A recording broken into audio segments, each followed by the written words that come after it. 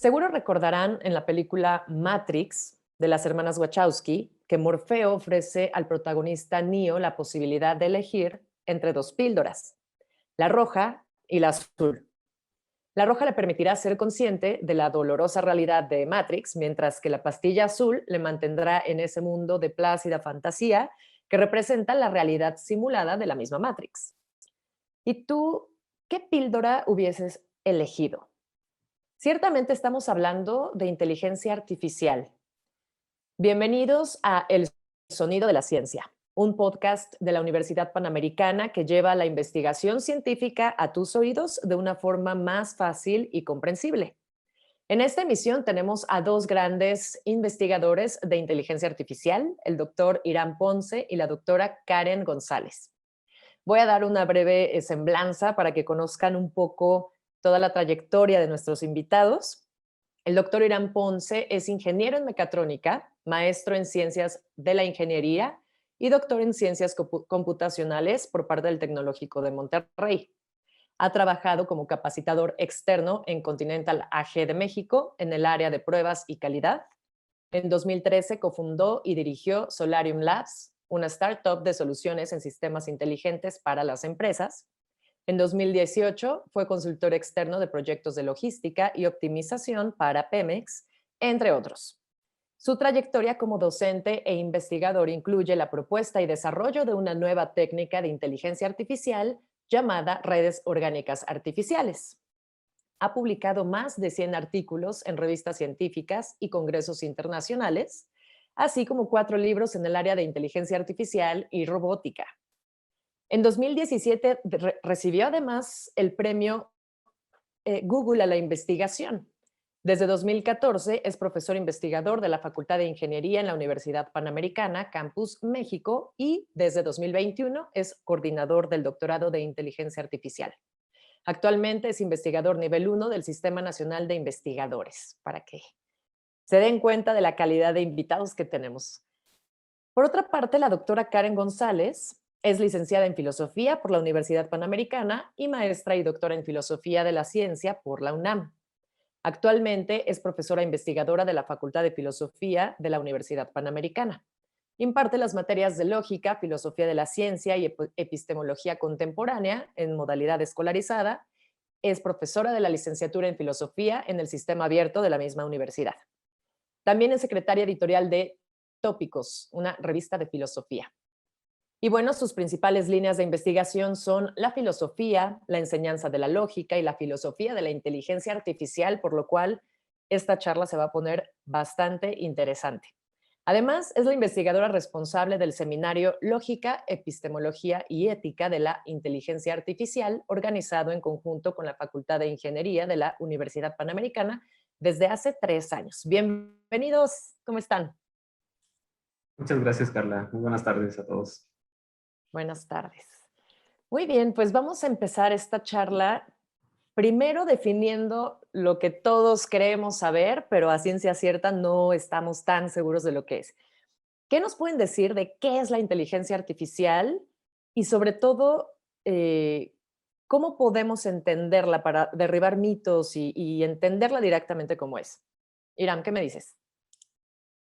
Mira, pues para empezar, yo creo que esta analogía que bien comentabas acerca de las píldoras, ¿no? de Matrix, justamente nos traen a relucir esta premisa que tiene pues todo el conjunto de estas películas, ¿no? Que trata principalmente acerca de que las máquinas van a dominar al ser humano, ¿no? Convirtiéndonos en energía, ¿no? Nos quitan esa función cognitiva al ser humano y simplemente nos tratan como un desecho más, ¿no? Que de alguna manera les va a ayudar a estas máquinas.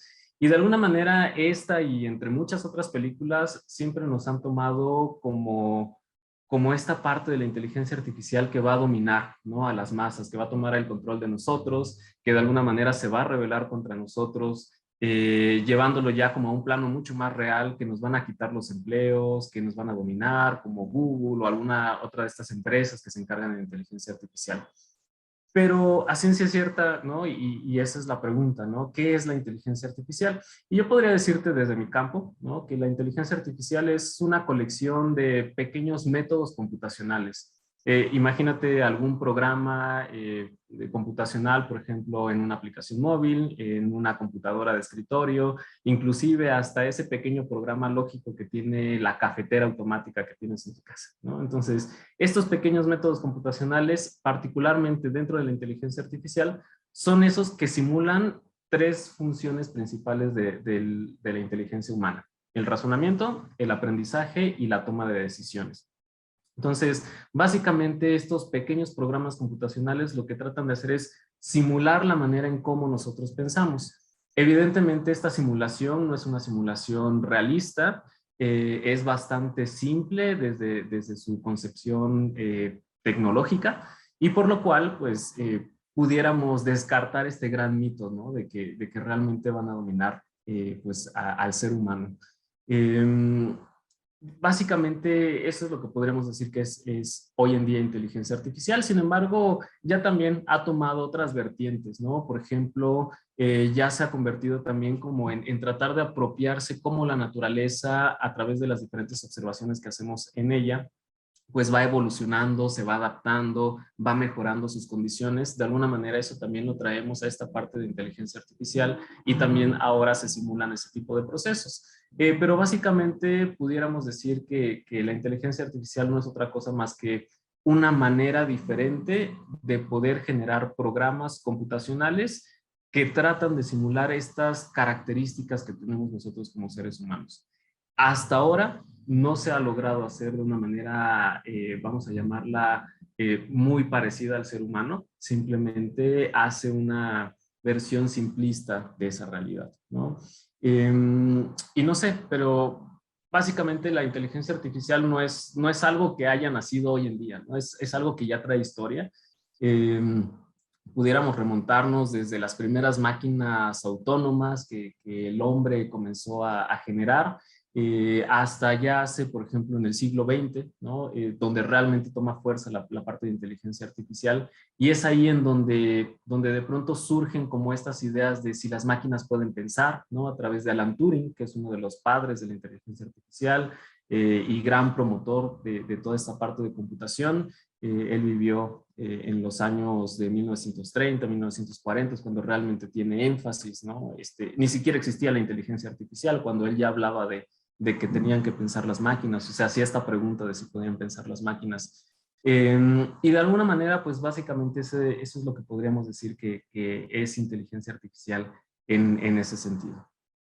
De acuerdo, me vino a la mente una nota que leí hace poco sobre Ameca, ¿no? Que es precisamente este robot que ya pretende incluso igualar las expresiones faciales de los seres humanos con tal de apegarlo mucho más a la realidad de las personas.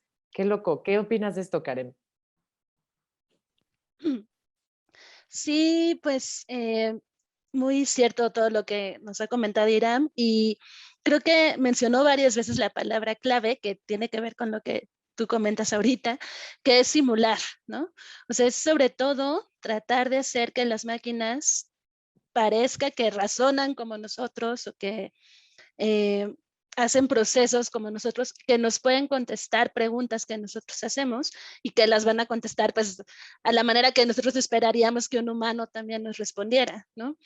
Es muy interesante el desarrollo de la inteligencia artificial, en el sentido de que los pioneros que empezaron con esto, como Turing, como mencionó Iram, junto con otros computólogos y científicos de principios del siglo XX, realmente estaban buscando emular la inteligencia humana, pero era una investigación que pretendía, por un lado, entender mejor cómo razonamos los seres humanos, y por otro lado, hacer máquinas que también pudieran razonar como nosotros.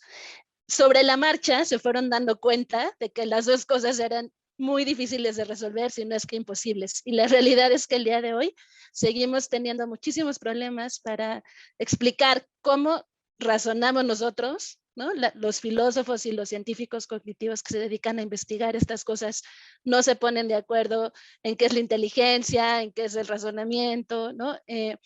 Entonces, obviamente, tampoco podemos lograr que las máquinas lo hagan de la misma manera en que lo hacemos nosotros. Pero como comentaba Irán, en el imaginario colectivo, en la cultura popular, pues parece que sí estamos pensando siempre en hacer robots que piensen como los humanos y que entonces podrán dominar el mundo en algún momento. Por eso pues es muy difícil de lograr en realidad, y lo que se busca ahora sobre todo es este asunto de la simulación. Pareciera que estamos a nada de que los robots en serio tomen conciencia, ¿no? Que una Siri nos deje de decir lo que tiene que decir para empezar a interactuar con nosotros de una forma emocional, como aquel capítulo de Black Mirror. Pero hablemos de esto entonces. ¿Qué pasa con la toma de conciencia de las máquinas, sobre todo desde tu campo, Karen? Sí, bueno, pues justamente el problema de la conciencia es muy similar a lo que acabo de mencionar sobre la inteligencia. Los filósofos llevan toda la historia de la filosofía tratando de explicar qué es, y en realidad es muy complicado hacerlo. Y obviamente, pues conforme la ciencia fue avanzando, pues también los científicos empezaron a intentar explicar qué es, ¿no? Y entonces ahora tenemos neurólogos, psicólogos, psiquiatras y filósofos que están tratando de resolver ese problema, y pues está muy dividido el panorama, ¿no? Entonces hay algunos que, por ejemplo, defienden que es imposible que la conciencia se pueda entender en términos materiales, o que podamos llegar a reducirla a cuestiones de máquinas, o sea, de como mecanismos, ¿no? De dentro del cerebro y cosas así.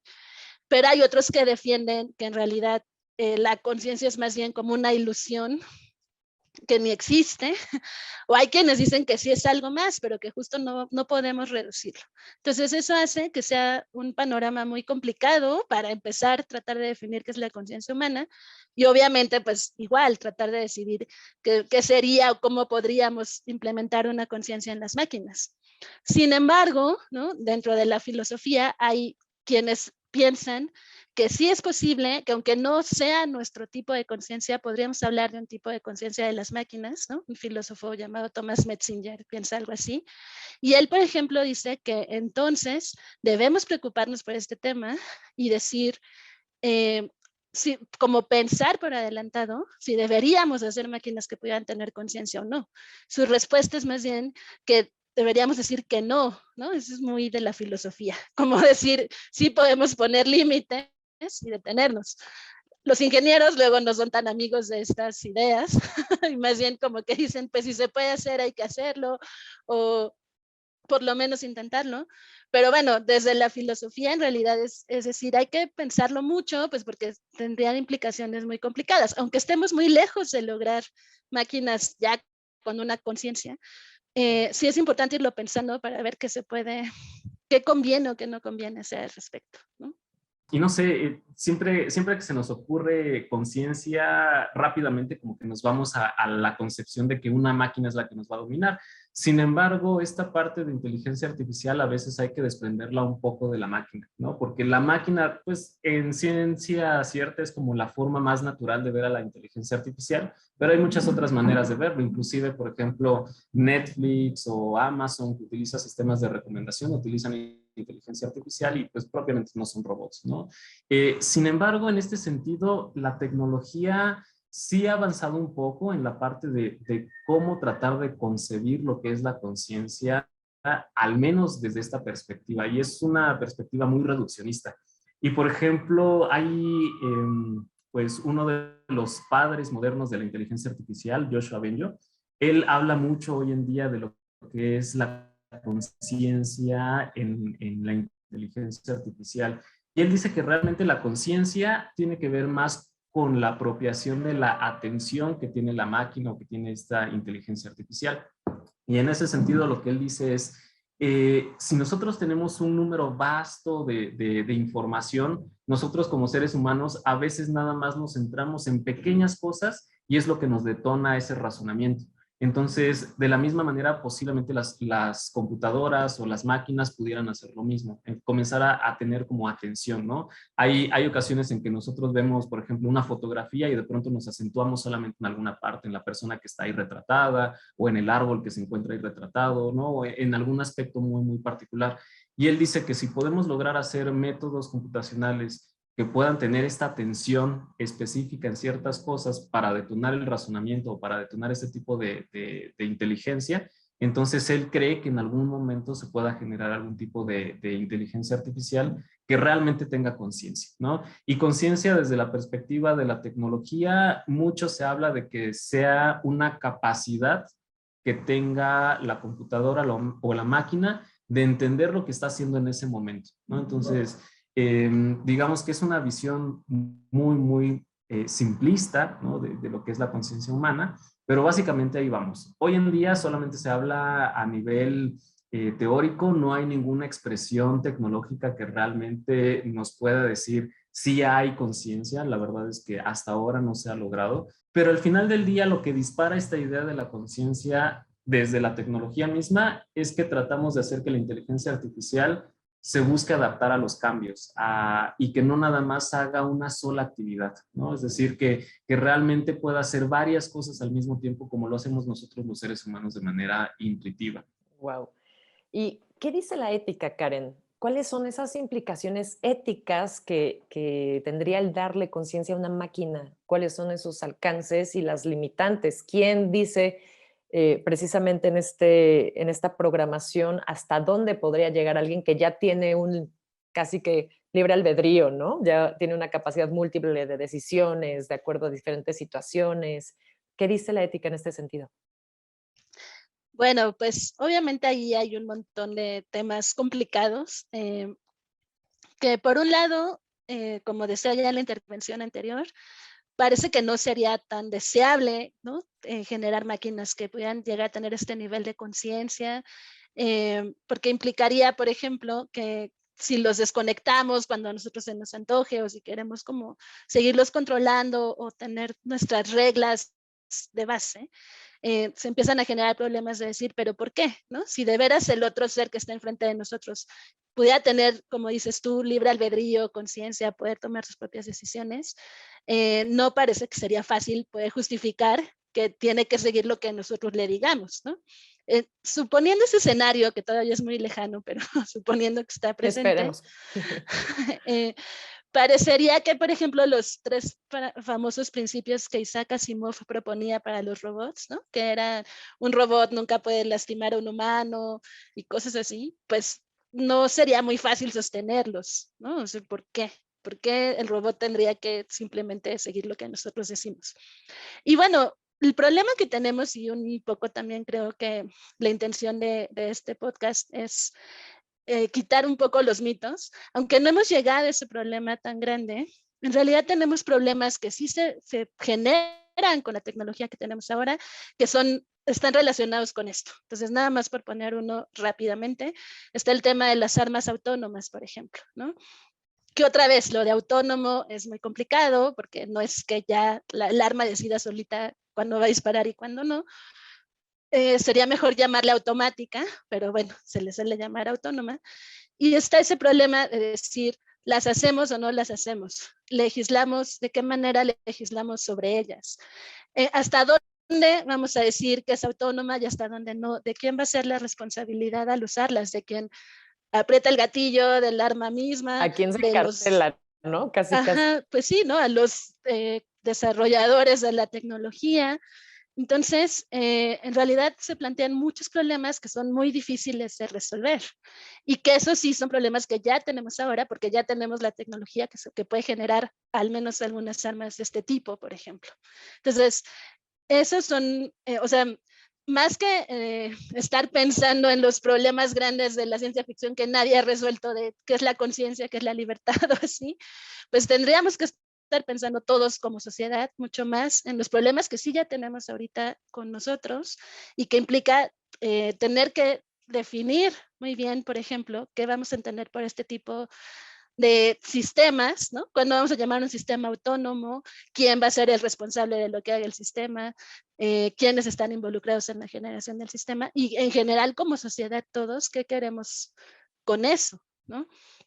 Entonces, en realidad la ética está presente todo el tiempo a muchos niveles distintos y creo que eso es algo que debemos recordar siempre. Me da la impresión de que a veces se pone detrás, o sea, se piensa como que la tecnología es neutral o puede hacerse como de manera independiente a la reflexión ética que conlleva, y en realidad necesitamos todo el tiempo ver todo el escenario completo. Muy cierto, muy cierto. Oigan, y hablando ya del famoso metaverso, ¿no? Que está ya muy presente en compañías como Facebook, en el día a día, en películas que hoy ya podemos ver. Esto es una de las tendencias tecnológicas que se viene. ¿Y qué hay sobre esto? ¿Hasta qué punto toda esta realidad virtual nos va a envolver y hasta qué punto vamos a poder vivirlo eso en pro de la medicina, a lo mejor, ¿no? Como aquella investigación que ya se realiza en la Universidad Panamericana, donde a través de un visor de realidad aumentada puedes distraer un poco al paciente que se somete quizá a una cirugía ambulatoria, ¿no? Para reducir el grado del dolor. ¿Qué hay de todo esto? ¿Cuáles son esas tendencias tecnológicas, Irán? Sí, pues justamente como lo comentas, el metaverso trata de estas tecnologías como realidad aumentada, realidad virtual, ¿no? De las que mucho comenta Facebook. No sé, tecnologías así ya como mucho más al día, ¿no? Como pudieran ser Alexa, Siri, Google Home, inclusive estos lentes Oculus, ¿no? Como los que mencionas. Pues todos ellos buscan que nosotros nos metamos a este mundo digital, ¿no? Pero no nada más con eso. Hoy en día ya tenemos ello, ¿no? Ya tenemos una realidad aumentada en donde a lo mejor el médico puede hacer una cirugía, por ejemplo, a través de estos visores, o a lo mejor un trabajador en una planta industrial puede tener capacitación sin necesidad de tener a otra persona ahí al lado que le esté enseñando, sino a través de estos sistemas él ya puede generar este autoconocimiento. Ya tenemos videojuegos que inclusive tienen realidad aumentada, realidad virtual, podemos ir a un centro comercial y ahí que las podemos encontrar, etcétera, ¿no? Sin embargo, eso se queda como en el primer paso, es el primer gran eslabón de lo que ahora se viene con metaverso. El metaverso básicamente es que nosotros podamos estar inmersos en esta realidad digital, pero que también podamos convivir nosotros mismos ahí dentro, ¿no? Es decir, ahora ya pueden estar mis amigos allá adentro jugando conmigo, trabajando conmigo. Decía Mark Zuckerberg, ¿no? El director de Facebook, inclusive hacer algo que hoy no puedes hacer digitalmente como es bailar, queremos que eso se haga allí, ¿no? Entonces, básicamente estamos hablando de una inmersión completa del ser humano en un mundo digital. ¿Podemos hacerlo? Tecnológicamente ya se empieza a ver viable, o sea, ya hay tecnologías que lo pueden permitir. Todavía falta mucho en infraestructura, necesitamos muchos recursos computacionales que lo puedan generar. Hoy en día, y hablando de estas implicaciones éticas, también está la parte de, oye, toda esta inteligencia artificial o todos estos sistemas computacionales, ¿cómo impactan en la huella ecológica? ¿No? O sea, hoy en día se han visto estudios que realmente impactan muchísimo, inclusive más que industrias energéticas hoy en día, ¿no? Entonces, A ver, explícame eso, Irán. Explícanos eso para todos los que estamos en pañales en estos temas. ¿Cómo? pues, Pareciera que es lo contrario, ¿no? Todo es paperless. ¿Qué pasa? ¿Por qué es mucho mayor el impacto? exactamente, pues realmente toda esta información, o sea, todos los datos, todo lo que convive con la inteligencia artificial y en general cualquier sistema computacional, pues al final todo se lleva en computadoras como las que tenemos en nuestra casa de escritorio o en una laptop, pero a nivel industrial, ¿no? Es masivo, a eso se les conocen como los data centers o los centros de datos. Ok. Bueno, muchos alrededor del mundo y ellos gastan cantidades de energía inimaginables para poder hacer esos cálculos. Están 24/7 funcionando y además, por ejemplo, para no perder información, imagínate que de pronto pierdan información de tu banco, pues eso no estaría muy bien que digamos, ¿no? Entonces, tienen sistemas redundantes, es decir, duplican la información. Entonces, eso genera que haya muchas más computadoras o estas grandes computadoras funcionando. Eso impacta desde el punto de vista energético, porque de algún lado hay que sacar esa energía y normalmente las energías de donde proviene eso son de energías fósiles, ¿no? De energías de tipo fósiles y bueno, pues eso impacta. Se han hecho estudios, ¿no? De impacto de huella ecológica y se ha demostrado que justamente estas técnicas de inteligencia artificial pues realmente demandan mucha huella ecológica. Entonces, como todavía estamos en esa parte, hoy en día ya se empiezan a legislar ese tipo de, o al menos empiezan a regular ese tipo de prácticas Entonces, pareciera que de pronto hay cierta cantidad de obstáculos o de límites que nos puedan llevar a este metaverso, ¿no? Entonces, desde el punto de vista tecnológico, tenemos muchas herramientas, faltan todavía por generar más herramientas que puedan consumir más cantidad de datos con menos energía, por ejemplo. Y por supuesto, una de las grandes barreras importantes es qué tanto las personas realmente van a querer adquirir este tipo de tecnologías, ¿no? Esa es una barrera, es simplemente una expectativa, hasta ahora no sabemos si va a pasar. Querrán y podrán, ¿no? Exactamente, exactamente, ¿no? Entonces, hay mucha, la industria, ¿no? Está metida justamente en hacer estos metaversos. No sabemos hasta qué punto puedan llevarlo a cabo. Digo, pues, justamente por eso es una tendencia tecnológica. Apenas vamos a ver qué va a suceder con ella. Pero bueno, pues es parte de lo que hay. Es un planteamiento muy interesante que a mí, cuando estaba pensando en esto, me recordó al asunto de Matrix de nuevo. O sea, es la píldora, ¿no? ¿Cuál vamos a elegir? ¿La de la simulación o la del mundo, digamos, real, entre comillas, ¿no?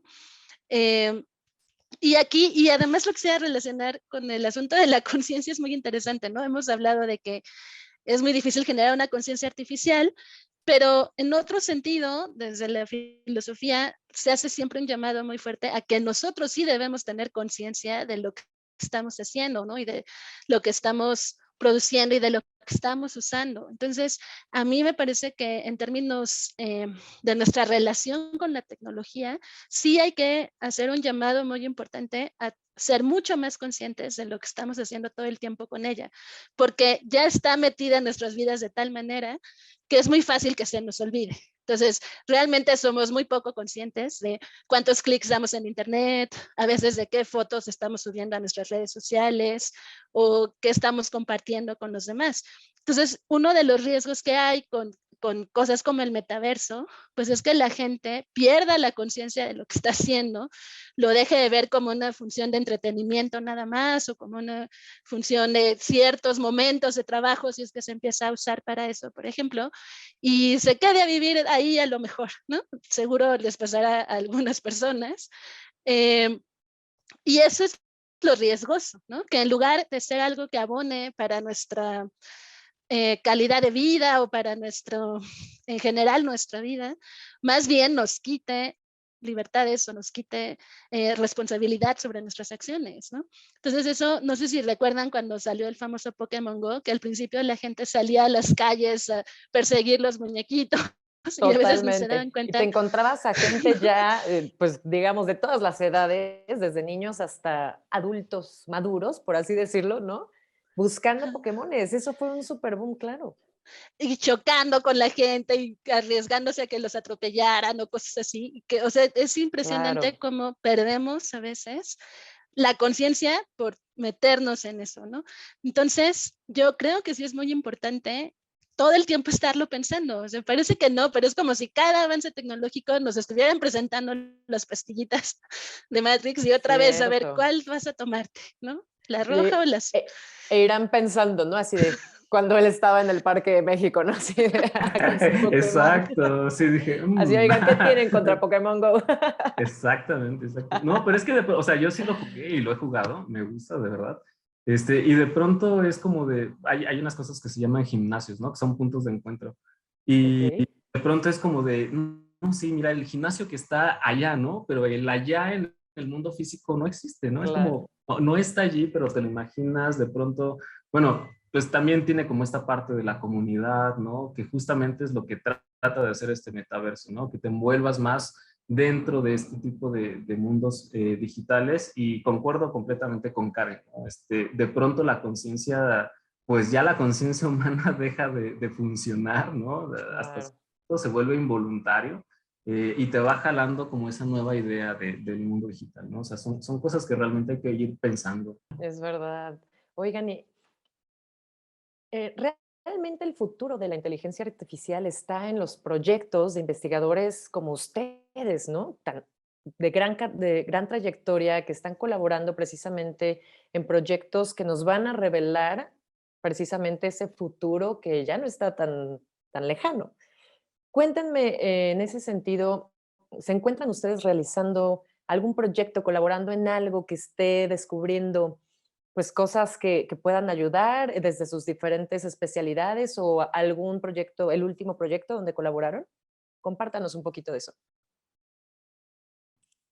Pues mira, al respecto te puedo compartir, estamos haciendo un proyecto en la Facultad de Ingeniería en el cual nosotros primero comenzamos detectando caídas de manera automatizada, es decir, a través de un conjunto de cámaras y unos sensores que se le pueden poner a las personas, conocíamos el estado de si esta persona se caía o no se caía, porque de hecho es uno de los problemas de muerte accidental más grandes a nivel mundial, ¿no? Que una persona se caiga y no propiamente por el accidente, sino porque se queda ahí y no tiene alguna persona que le auxilie, llegan a morir. Entonces, bueno, nosotros comenzamos con ese proyecto. Hoy en día ya tenemos hecho este sistema que a través de diferentes tecnologías, entre ellas inteligencia artificial, es capaz de detectar si una persona se cae o no. Y ahora lo estamos llevando a esta parte de pacientes que tienen Parkinson. Ellos sufren de un síntoma muy peculiar que se llama el congelamiento de la marcha. Imagínate que vas caminando y de pronto involuntariamente te olvidas de caminar. Entonces las personas en ese momento pues se ponen rígidos y se caen. Entonces lo que estamos tratando de hacer con esta tecnología no es nada más saber si se cayó o no se cayó, sino anticiparnos a esa caída. Porque el anticiparnos a esa caída desde el punto de vista tecnológico, podemos hacer ciertas cosas de retroalimentación en las personas para evitar ese proceso. Y entonces con eso justamente pues evitar la caída. Entonces un poco suena como este metaverso en el cual este mundo digital que nosotros estamos haciendo de inteligencia artificial pues va en pro de las personas, ¿no? Siempre los proyectos, al menos que hacemos en la facultad y en general en la universidad, pues están pensadas para que tengan un impacto social positivo, ¿no? Y en ese sentido, pues nosotros estamos, obviamente con mucha cautela, ¿no? Incorporando poco a poco este tipo de métodos, pero bueno, eso es lo que estamos haciendo, uno de los proyectos que estamos realizando en la facultad.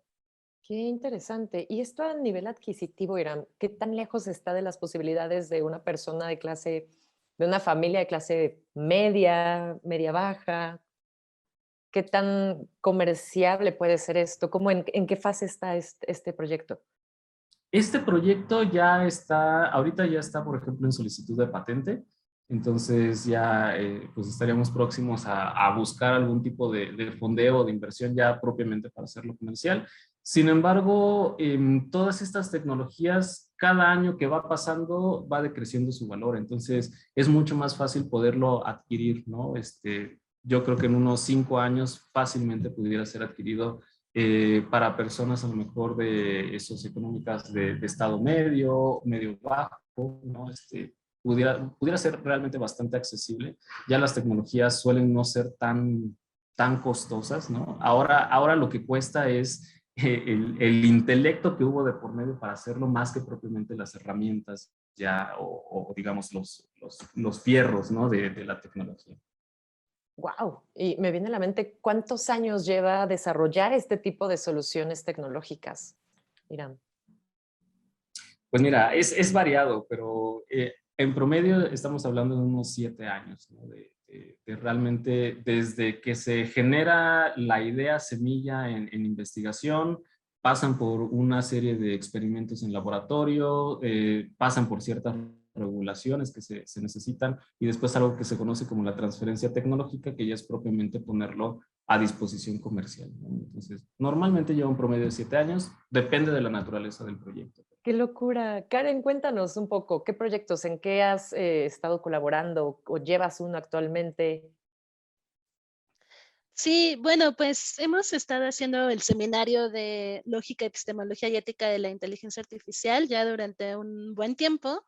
En realidad la idea era fomentar sobre todo la colaboración interdisciplinaria entre ingenieros y filósofos sobre todo, porque en filosofía se hace mucho sobre esto, pero a veces también como de manera muy abstracta y como muy encerrada las mismas discusiones filosóficas. Y entonces queríamos un poco, pues, como lograr unirnos, ¿no? Con los que están haciendo la parte muy técnica y en conjunto, pues, favorecer discusiones más amplias y más globales sobre todo lo que se hace en estas disciplinas de la inteligencia artificial. Entonces, un poco la intención de este seminario es eso, y pues sobre todo, más que algo específico, acuérdense que los filósofos tienen cosas muy generales en la mente. En realidad lo que queremos hacer es como este llamado a decir, cualquier persona de la sociedad, sea lo que sea, se dedique a lo que se dedique, debe ser mucho más consciente del impacto que la tecnología tiene en su vida, en específico de estas tecnologías que están generando la computación y la inteligencia artificial. Y pues entonces lo que les acaba de decir, ¿no? O sea, ser mucho más conscientes de todo eso desde el nivel más pequeñito, ¿no? Así desde decir, sí me queda en esta red social o no me queda en esta red social, hasta los niveles más amplios, ¿no? O sea, los problemas que tienen que ver con legislar, con hacer activismo a lo mejor por ciertas causas, con tomar decisiones políticas en grande. Pero creemos que es importante que se haga un llamado mucho más general a decir, la ética está presente en todos los momentos del desarrollo de la tecnología y pues todos deberíamos tenerlo mucho más en cuenta todo el tiempo. Muchas veces la operación rebasa lo principal que debería regir, que es la ética, ¿no? Si pudiéramos ir concluyendo y a su vez obteniendo algunas recomendaciones de contenidos, estaría de lujo. ¿Cómo ven? ¿Qué tienes por ahí, Irán? Cuéntanos, ¿qué consumes tú para precisamente también ir conociendo más de este tema? ¿Qué consumo? Prácticamente yo consumo libros, que es lo que me gusta hacer en mi día a día de la investigación. Y ahí, por ejemplo, si alguien quisiera empezar a entender un poquito más no exactamente de inteligencia artificial, pero sino los antecedentes de la inteligencia artificial, yo recomendaría un libro que se llama ¿Puede pensar una máquina? Realmente es una transcripción de una conferencia que dio Alan Turing en los años 40 aproximadamente, donde habla justamente de estas ideas y de todas estas nociones que tienen de si realmente las máquinas pueden pensar o no pueden pensar, y trae como esta idea de que las máquinas pueden ser catastróficas, muy a colación de lo que es Matrix. Y otro libro que me gusta mucho que se llama Superinteligencia, Caminos, Peligros y Estrategias. Este es de un autor que se llama Nick Bostrom. Y él habla justamente de todas estas implicaciones éticas propias que tiene la inteligencia artificial. A lo mejor por ahí pudiera gustarles. Y en términos de películas, la que a mí me encanta es Inteligencia Artificial, así se llama. Ya tiene bastantes años, 20 años aproximadamente. Entonces, esa me gusta mucho. Creo que tiene estos principios de qué es la inteligencia artificial y bueno, pues también un poco de ciencia ficción, pero esa me gusta. Lindísima, lindísima película, por cierto. Muy bien. Karen. Sí, pues, bueno, Iram ya hizo algunas recomendaciones de libros, entonces Ya yo te las les ganó. sí, pero bueno, les diré que lean un poco un clásico de la filosofía que para seguir un poco esta idea, porque lo de Matrix en realidad no es tan nuevo. Entonces, por un lado puede ser las meditaciones metafísicas de Descartes, en donde hace un planteamiento de qué pasaría si Dios fuera un genio maligno que nos está engañando y que entonces todo lo que existe que según nosotros percibimos, en realidad no existe, ¿no? Y todo es como un escenario que este genio maligno nos ha puesto para hacernos creer que sí son así las cosas, ¿no? Entonces es como un poco la génesis de la idea que ha pasado por el trabajo de otros filósofos, ¿no? Hay un artículo también muy, muy famoso que se llama, que dice que si somos cerebros en cubetas, así se llama el artículo, ¿no? Cerebros en cubetas de Hilary Putnam, que bueno, ese se parece más a la referencia de Matrix, por ejemplo. Pues así es. ¿No? Sí, sí, Pero sí. ¿qué es este problema? Y un poco pues para que vean cómo desde la filosofía esto surgió. Y por otro lado, más que ir en contra de toda la ciencia ficción y las películas y todo esto que comentamos al principio, que hay que tener cuidado con ellas, creo que los invitaría a que las volvamos a ver y a que las sigamos teniendo como algunas de nuestras películas favoritas, pero como desde otra perspectiva, o sea, otra vez como poniendo atención en decir, bueno, a ver, no va a existir Terminator todavía o no va a existir las máquinas de la Matrix, pero sí hay un montón de problemas ahí que nos están interpelando a nuestra realidad de ahora, ¿no? Lo que sí estamos viviendo ahora, nuestra relación con la tecnología ahora. Y entonces nada más por poner una película más a esta lista, puede ser la de Her, de Spike Jonze, en donde el protagonista se enamora de una inteligencia artificial justamente, ¿no? Preciosa película. Entonces igual, o sea, pues para que reflexionemos, ¿no? Pues si nuestra relación con la tecnología podría llevarnos a cuestiones así, por ejemplo. Chicos, pues muchas gracias. ¿Quieren agregar algo en lo que, algún mensaje a la comunidad, por ejemplo, que quiera seguir sus pasos y quieran incluso colaborar en proyectos en los que ustedes están inmersos?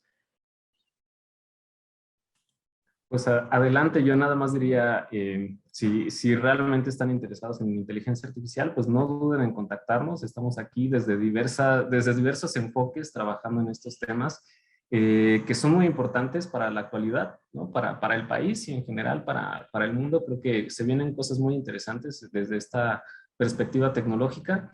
Y bueno, pues para todos en general, pues nos pueden contactar. Yo particularmente soy coordinador de un nuevo doctorado que estamos abriendo en inteligencia artificial en la Universidad Panamericana. Aquí, así que si igual alguien está interesada en poder pues seguir su formación académica, pues también estamos aquí para escucharlos, para tenerlos. Y bueno, pues no me resta más que pues también agradecer a ustedes por la oportunidad. Y Karen, me encantó la manera en cómo percibes la inteligencia artificial, ¿no? Hay ocasiones en que los filósofos se ponen muy renuentes de estas tecnologías, pero creo que es esta visión holística, ¿no? Es la que realmente nos va a llevar a un mejor punto de vista de las tecnologías y de la interacción que podemos tener con ellas. Muchas gracias, Iram. Karen, ¿quieres decirnos algo? Sí, no, pues gracias, Iram. A mí también me parecen muy interesantes los proyectos que estás realizando. Y bueno, igual que tú, pues invitarlos a acercarse. El seminario que desarrollamos cada semestre está abierto para todo el que quiera entrar. No tienen que saber demasiado. Y bueno, está dirigido pues para cualquier carrera. Entonces, pues pueden buscarnos, en mi caso, en la Facultad de Filosofía. Y con mucho gusto, pues aquí podemos seguir aportando. Iram, estás invitadísimo. Espero que Gracias, Karen. te unas pronto también. Y pues nada más, pues muchas gracias por la invitación. Gracias a ustedes y pues hay que invitar también a más investigadores a que toquen las puertas de comunicación institucional de la Universidad Panamericana, porque precisamente la importancia de encontrarnos aquí a distancia es que no muera esta interacción, ¿no? Que a pesar de que cada quien esté en sus hogares, pues hay mucho por investigar y hay mucho por dialogar, pero de una forma más clara, más fácil para todos. Así que muchas gracias y nos vemos en la siguiente emisión. Gracias. Gracias, Karen. Gracias, Iram.